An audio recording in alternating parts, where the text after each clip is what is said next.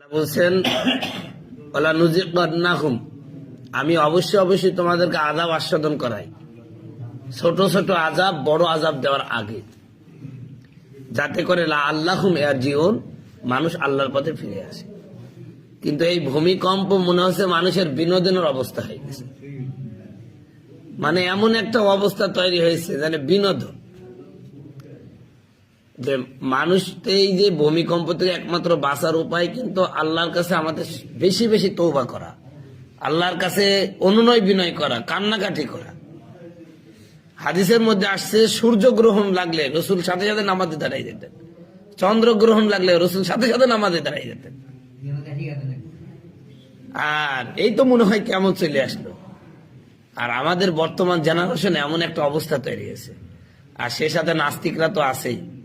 মানে নাস্তিকরাই এত বড় বাড়ছে, এরপরে আবার আউল বাউল ফকির যারা আছে, মানে যত বড় অবান্তর কথা বলি বেড়াচ্ছে।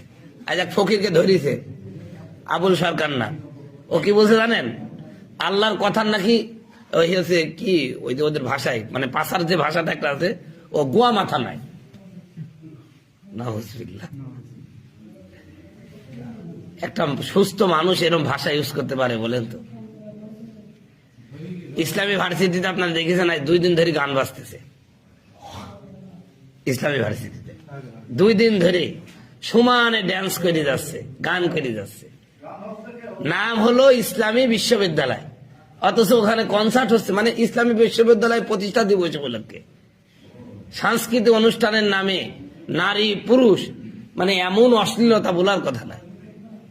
অথচ আল্লাহ রসুলের স্পষ্ট ঘোষণা, যখন কোন জাতির মধ্যে পাপাচার খুব বেশি হয় তখনই আল্লাহর পক্ষ থেকে বিভিন্ন ভাবে গজব আসতে থাকে। এই হচ্ছে বর্তমান পরিস্থিতি। তো আজকে দেখেন জেনাপতি ঘরে ঘরে এখন, মানে একটা বাংলা কথাই আছে, মানে কে কার সাথে যে থাকছে তার ঠিক নেই। আর আপনারা বলবো, আপনারা সব জানেন তাই জানি, পরকীয়া এমন একটা অবস্থা হয়ে গেছে, এ যেন পান্তা ভাত হয়ে গেছে। তাহলে যেই সমাজে এই অবস্থা, আপনারা মনে কথা, হুজুর নামাজ তো পড়ছি, কত নামাজি লোক ককাম কুকাম হেডমাস্টার, তো সেই সমাজে আল্লাহ গজব দিবে না তো কি দিবে? আল্লাহ বললো যে তোরা আল্লাহুম ইয়ারজিউন, আমি তোমাদেরকে বড় আযাব দেওয়ার আগে ছোট আযাব দিই, যাতে করে তোমরা ফিরে আসো। আল্লাহ বলছেন জহারাল ফাসাদু বিল বাররি ওয়াল বাহরে ফাবিমা কাসাবাত আইদিন নাস, জলে স্থলে যত বিপর্যয় হয় সব আমাদের 2 হাতের কামাই। এজন্য আমাদের